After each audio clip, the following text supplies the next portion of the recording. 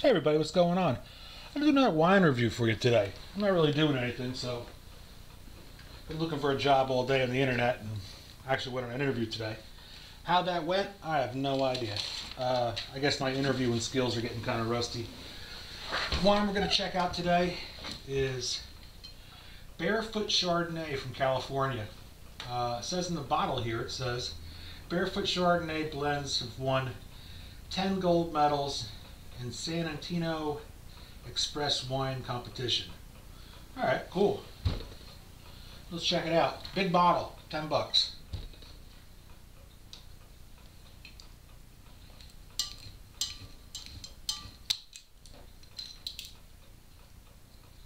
Alright, let's pop that bad boy open.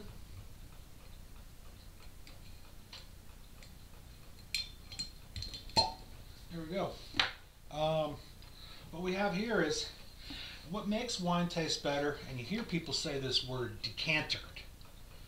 And you know what a decanter is? It's a bottle that you put wine in to serve it, right? But decantering is adding air to the wine. So they have a special funnel and it's got a screen in it, and they, like say you go to a fancy restaurant, the wine store comes over, he asks you what you want. You tell him what you want, and he asks you, would you like a decantered, right? Me personally, I don't care. I drink it straight out of the bottle. And you say yes, he brings the decanter over, and at the same time, well, this is a decanter. He brings the decanter over, and he brings a funnel. And what he does is, this special funnel has a screen in it, right? And as you add wine to the funnel, to the decanter, it adds oxygen into the wine. So what it does is it makes, you ever hear the expression, the wine needs to breathe? It needs to get some oxygen in it. So that's what that means. So in order to get oxygen into the wine and not have to use a funnel or decanter it, it does make a difference. We do it hillbilly style. Take a mason jar, right? Add your wine fast and furious. What you're doing here is you're adding the air into the wine at the same time, and you're cutting out the middleman and the maitre d' and all that nonsense, and you have fully aerated wine. So in this case, you don't have to let it breathe because it's already took a deep breath. So let's check it out.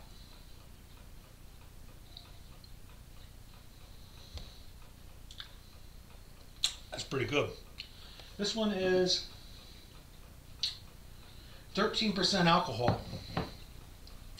If it was another 5% alcohol, it would be considered killer juice, so it would be a lot stronger and have a more of a euphoric effect to it. But in this case, it does the job. But if I could recommend a wine, this is okay. For 10 bucks, it's okay. But I would say, in these big bottles of wine, spend the extra $3 or $4 and get Sutter Home Chardonnay. Sutter Home's been around for a very, very long time.